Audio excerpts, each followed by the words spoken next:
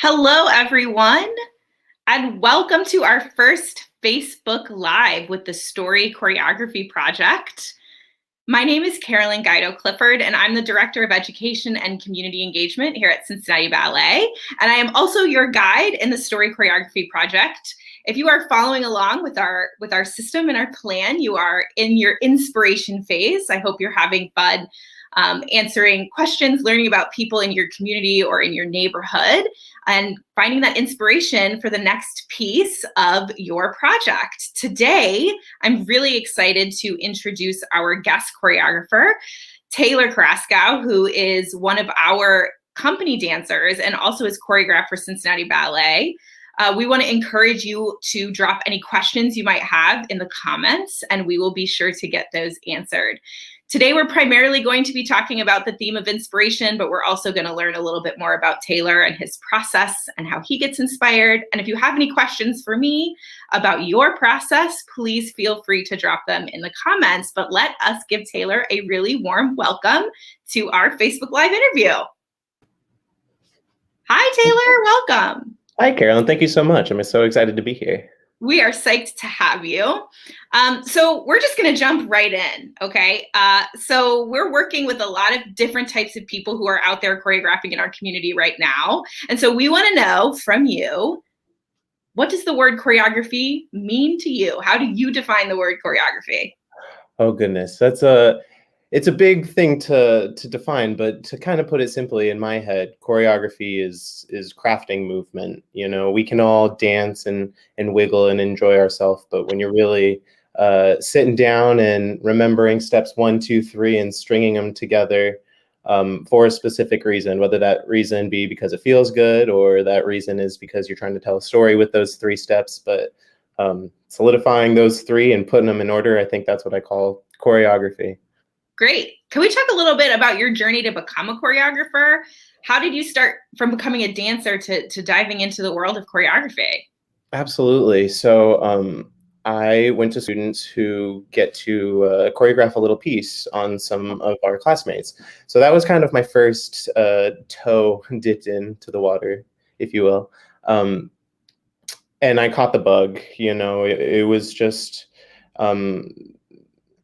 It applied a lot of things that I've just done naturally since I was a kid, you know, creating my own little world in my head.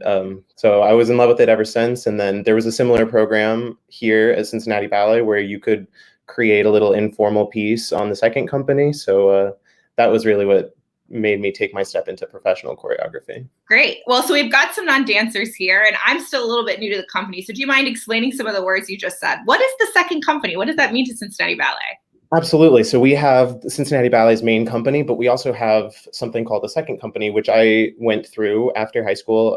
I got into Cincinnati Ballet second company, and it's kind of a smaller group of dancers that aren't fully in the main company yet, but they get to work extremely closely with the main company, usually fresher out of school and looking for professional training. A lot of companies, you know, they want dancers with some experience. So it gives a little bit of on-the-job experience without thrusting people directly into main company life. So it's almost like the minor leagues or like that feeder team if you're thinking about baseball. Absolutely. It's just a great way for people to make that step from training into professional world. Cool. Awesome. So let's go back to choreography a little bit. Where do you find your inspiration to create choreography? How do you find it? That's where we are right now in our process. So we're doing it through interviews and through people in our lives, but how do you usually find your inspiration? By keeping my eyes open and my ears open as much as possible. I don't work the best when I sit down and think to myself, I need to create an idea. I need to craft something. You know, I work best when I'm walking my dog and I'm listening to some music and I see a leaf fly down, you know, and it makes me think of something. It's everywhere around me. So I try not to force the inspiration part because that's also my favorite part. I like living in my own head a little bit. So we're actually looking at some of Taylor's choreography right now from a couple of different pieces as we're chatting. So you can kind of see that it looks like you get your inspiration from everyday lives. We're seeing like objects that we might see every day, like these party hats. So if you want to talk a little bit about some of these pieces. Yeah, absolutely. I mean, I the one with the party hats specifically, the inspiration came when I was shopping at Kroger, funny enough, and a song, it had just come out at the time. Pharrell's Happy came on, and everyone was dancing around. And then we all kind of got embarrassed because we realized we were dancing around. But then we all realized it's okay because everyone's dancing. And so we all danced together. And I was like, a group of random strangers coming together and enjoying each other for even if it's just 20 seconds. And so that was my inspiration for that piece. I wanted to show a group of seemingly strangers coming together and enjoying being around each other. So once you have like all of those different pieces of inspiration, how do you organize them? So we're doing it in a vision board in our process, but you've got all of these pieces of inspiration, and then you start to have all your different pieces of movement. How do you organize your inspiration?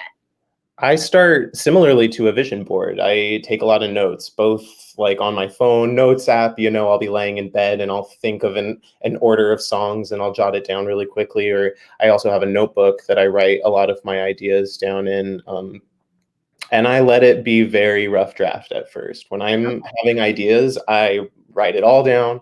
Whether it's bad or good, you can cross it out later if you decide not to use it. So you just want to get as much content as you possibly can, because those ideas, even if you're not sure if it's a great one, write it down, because you might think on it later and realize it's an integral part of what you're trying to create. So I'm just going to welcome anyone else that's joining us on Facebook. I'm Carolyn. I'm the Director of Education here at Cincinnati Ballet. And we're here with Taylor, who's one of our choreographers and a member of our main company. And we're here talking about the first week in our journey of becoming choreographers with the Story Choreography Project. And we're specifically talking about inspiration. You brought up a song. So I want to talk about something, and probably the question I get the most when I'm talking to choreographers: how do you pick your music? When does that come into your process? Do you do something different every time? For me, I know, and it's different for every person, but for me specifically, the piece of inspiration is different every time. Sometimes it is a song that I hear that I'm super connected to, and I'm like, I have to craft an idea around this song. But sometimes I have more of a general idea of that, like a story that I want to portray. And so I have to search for music that fits into that story and fits into that soundscape and that world. So it kind of differs every time. And I've had ballets where the music came first, and then I crafted the kind of narrative and choreography around that. And sometimes it's been the opposite. Okay, so music just fits into the process wherever it fits in. Wherever it fits in. But if you're sitting there and you're stuck, it's never a bad place to start. I mean, there are many works that are in silence, but generally dances to music. So it can't be a bad starting point. Where do you find your music? Are you a Spotify guy? Do you just let it play, or do I you absolutely am a Spotify guy. I love Spotify. I love the fact that you can just find tons of playlists, and I just don't I try not to restrict myself in what I look at. I listen to everything, and if I hate it, I move on. If not, then I jot it down in one of my notes. But the more that you take in, the more you realize what you gravitate to, and yeah, the more opportunities that you have to craft something, really. Yeah, So you said like what you gravitate to. I know for me, I'm also really inspired by music, but I love music that tells a story because it kind of helps inspire and inform. So what music, so like for me, that's like bluegrass a lot, country, or older country especially, sometimes even musical theater. But like, what music are you finding yourself you gravitate to more? I mean, the last two ballets you just hit on, the major genres that I was hitting. I've been kind of gravitating more towards stuff with vocals, stuff that you wouldn't expect to see in a concert ballet piece, because when I'm creating works, one of my strongest suits and one of the things that I really enjoy most about choreography is being able to express a narrative. Even if it's pretty abstract, it's not directly a story. Everything has a little bit of a narrative. And as you said, when you have a song with vocals in it, and those words can help really push and pull the narrative that you're trying to tell. So that's what I've used for my past most recent pieces. I had a very specific story. Actually, for the past three, I had a very specific story for the past three. And so I knew I had to find music that would help push that along, because you can do a lot with dancing, but you need the support of the music. Yeah. Hmm. I'm just going to remind everyone, I'm asking my questions. I've got a lot. But if you have any questions for Taylor, please feel free to drop them in the comments, and we are happy to get those answered. If you're joining us after our live and you want to ask questions to Taylor that we can answer later, please feel free to reach out to us on Facebook, and we'll definitely get those answered for you too. So again, I'm Carolyn. I'm with Taylor, and we are talking about inspiration in choreography. We actually have our first question from the comments. Sarah wants to know, what has been your favorite piece that you've choreographed? Oof. Hi, Sarah, first of all. I mean, that's almost asking, which is your favorite kid? You know, they're, I love them all so much. They're all very much a part of me too. I feel like I put a lot of myself into my choreography, especially. So, um, but I think that some of the ones that I've had the most fun creating were probably Plays Well Together. That was the first thing that I choreographed on the main company specifically. And it was the one that was inspired by Joyous Celebration in Kroger with Strangers. And that was just, I was surrounded by friends and we were listening to fun, crazy music and we were dancing in a silly, fun way. So that was a great process. But then my most recent ballet that I just created for New Works Regards is also one of my favorites, absolutely. Um, just for the fact that I was able to put my heart and soul out there on stage. I'm a very proud queer man, and I was able to tell a queer story on a Cincinnati Ballet main stage, and that opportunity was incredible to me because, you know, we reach a pretty wide audience here, and to be able to tell a story like that on a stage like that was really incredible. That's awesome. I'm going to ask a question about that though. So you've talked about how you're pulling from your personal life a lot. Hmm. How do you protect yourself? I mean, I know right now in this process, I've been working with a close family member of mine, and sometimes emotions start to come up, fears start to come up, other like new things. So like how are you protecting yourself emotionally when you're working so closely with your feelings? Um, Gentleness and being gentle with yourself, and that's so important through the whole process. You're not gonna have an idea and then create perfect steps right afterwards and then all of a sudden have a ballet. You're gonna go through a lot of stuff that doesn't look so great, that doesn't tell the story you want it the way you want it to. So just gentleness with yourself in every step of the process. And when you're really telling very personal stories up there, it can be nerve-wracking and it can be scary thinking that you're literally putting it out there for the world to judge it. But there's so many people on this earth. If you're feeling something strongly and you want to create art about it, I can guarantee you there's someone out there that's feeling similarly. And it may be hard to lay yourself bare like that, but someone will connect with it, and someone's day will be made a little bit better because of your honesty. So that actually leads me to a great question. Why is dance a good way to tell that story? What about dance makes it a good medium for this kind of storytelling? I was thinking about that. It is purely human. It is one of those art forms where we are completely the canvas, the medium, the art. We are it. You know, we're dancing along with the music. But when it comes down to it, with choreography, you're crafting movement on humans, and singing is similar in the sense that it's coming from you, but that's also something you can close your eyes. It's ephemeral. You can't touch it. With dance, it's in front of you. It's visceral. It's so rooted in the earth, and to be able to it's easy. I think it's super easy to connect with for a lot of people because of that reason. You know, that's a human on stage, and they may be acting, but you can tell that that's a human on stage that looks like they're going through something, and so it's hard not to connect with that. So I think that's what makes it such a powerful tool for storytelling. Yeah, I agree in so many ways. And I think also the reason I love to tell stories through dance is because it brings together all the things, right? Like you said, you have to act. So it's bringing in that theatrical, the Mhm. music gets introduced. So, and then we get all the amazing other parts when we were working in production of costuming. And so it's like such a wonderful way to bring all of our artistic senses together. And so It's it's also incredibly collaborative, which I think is a really important thing when it comes to telling let's stories. let's define that word collaborative, Taylor. There is a lot of people that are involved in the process of creating a work. You can choreograph and direct, but you need someone to help costume it. You may have created the music yourself, but more often than not, someone else created the music. There's someone in charge of lighting. There's someone behind the scenes calling the shots, telling the lights when to turn on and off. It really takes a village. So when you're choreographing, even just in the basic sense, most of the time you're choreographing with someone or even on yourself, but there is a collaborative effort. This is for someone with someone. And I think that's really important to Melinda hold just on. asked a question about your process. So she wants you to talk about the complications of adding the virtual and Zoom elements, and if you got more or less freedom in your choreographic process.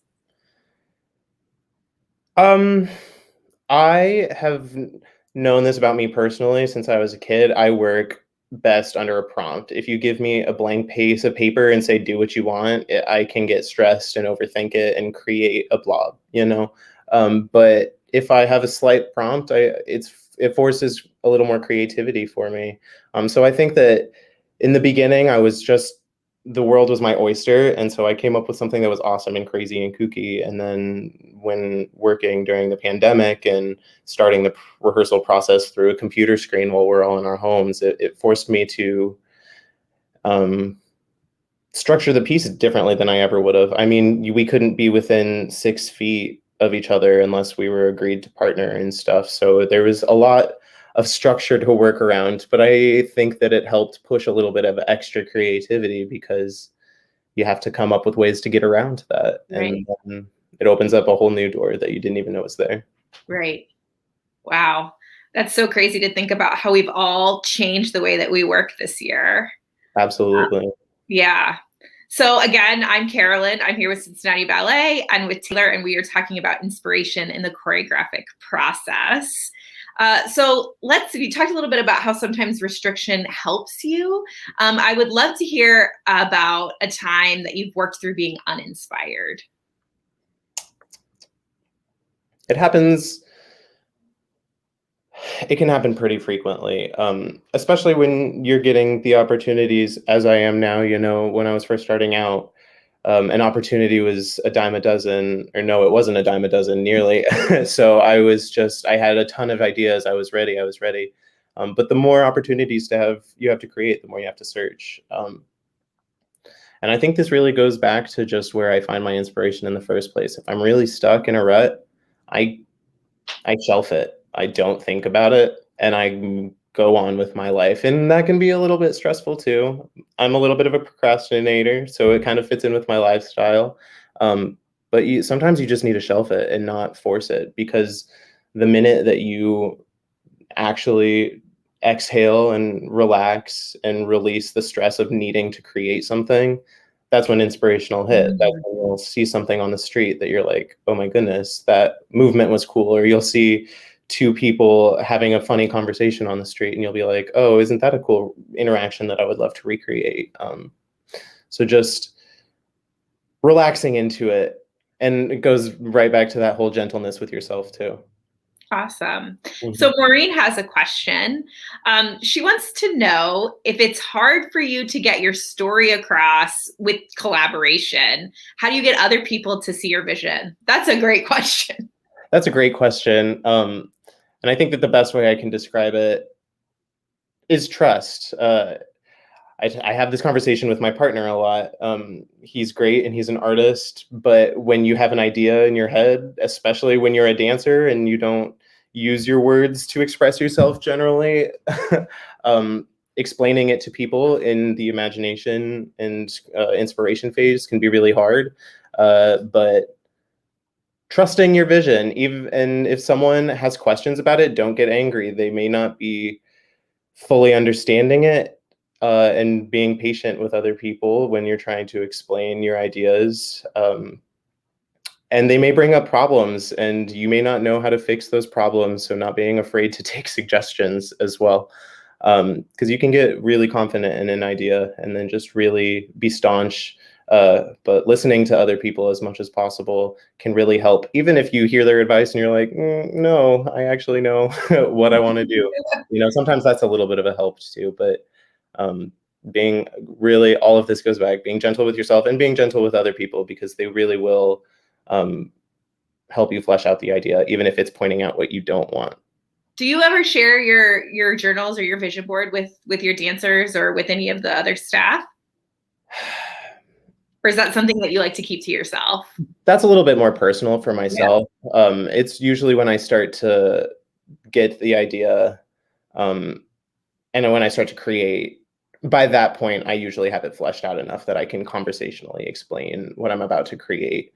But honestly, not stressing out when people don't understand it that way is important too, because you can try and explain it all you want, but they're not going to see it exactly as you do until you create it. That's awesome. So one of the other things that we're kind of learning together as we start in the story choreography project is we're working with people who've never danced before. So what advice do you have for new choreographers to teach movement without that common dance vocabulary? Think and be within your body. And don't be afraid to be very gestural with it. And what I mean by all of that, I guess, is first of all, think about the movement that you're creating. If you're lifting an arm, think about what part of the arm lifted first, and then did everything else follow, or did it overtake it? Think of what actually is happening in your body, and you can vocally break things down that way. And then also just presenting it to people slowly is a great way to show what you're doing. I'm a huge contemporary dance fan, and while we do still rely on some of the terminology of ballet, a lot of the steps are fresh out of someone's head and have no name to them. So you just really have to get crafty with how you describe things. I use a lot of things like envision that you're holding a ball and then twist it this way, just thinking of different ways to explain what you're trying to make the movement.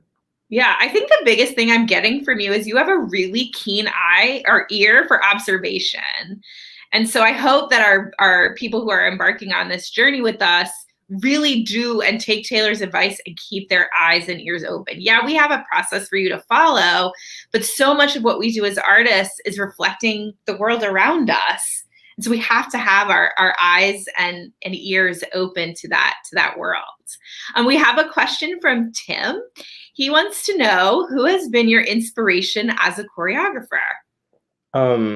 Great question. I've had a ton of inspirations. Probably my first was Balanchine, typical little bunhead. So he was the man who founded New York City Ballet and School of American Ballet, the school I went to, and he was probably one of the most pivotal choreographers in ballet in the 20th century. He created the first full-length storyless ballets, and just really it was the epitome of know the rules to break the rules, which is something I very much gravitate towards. So he was probably my first inspiration, but as I've ventured out of the Balanchine world a little bit into the classical ballet world and contemporary world, my inspirations have shifted really to a lot of people who are working today. Crystal Pite is a huge inspiration. She's a gorgeous contemporary choreographer. Yuri Killian, another awesome contemporary choreographer. Yeah, so most of my inspiration nowadays is very people who are currently working. But definitely one of the choreographers that got me inspired into it was Balanchine. I love that know the rules to break the rules attitude. I love that. Know the rules to break the rules. I love to break the rules as a dancer. That's awesome. Yes. Do you have any other advice for our choreographers as they start, or especially in this first piece about inspiration, any just big takeaways that you really want them to know? Enjoy yourself. You will create better art when it's coming from a place of love and excitement. So enjoy yourself in every process. And when you're not enjoying yourself anymore, shelve it for a little bit, even if it's for 20 minutes, and then you go back to it a little bit later. because it should be an emotionally filling process. It really should. And film yourself. Honestly, There you go. That's great advice. yeah, whip your camera out and wiggle in front of it and do what feels good, do what feels cool, and watch it back. And you'll realize what looks cool and what doesn't. And laugh at what doesn't, because that's all you can do. At least you know that that step doesn't look so great and you don't have to do it anymore. Yeah. And sometimes, like, breaking the rules, sometimes there's a lot of beauty in the ugly too. I think I found in that filming, like getting a third eye sometimes really helps me kind of create from that ugly. Absolutely. Yeah. Absolutely. Even if it just, like I said, inspires you what not to do or gives you an idea of how to break the rules in a better way. Just being aware of what it is that you like. That's awesome. Yeah. Taylor, I want to thank you so much for sitting down with me today. And I want to wish all of our choreographers luck as they continue in their journey. We hope that you continue with us. We will be back here Facebook Live on May 6th talking about the second part of our process, which is physical storytelling. And we also want to thank everyone who just joined us today to ask questions and learn a little bit more about what it's like to be a choreographer here at Cincinnati Ballet. Thank you again, Taylor, and thank you to our community. We will see you all on May 6th. Thank you for having me. Bye.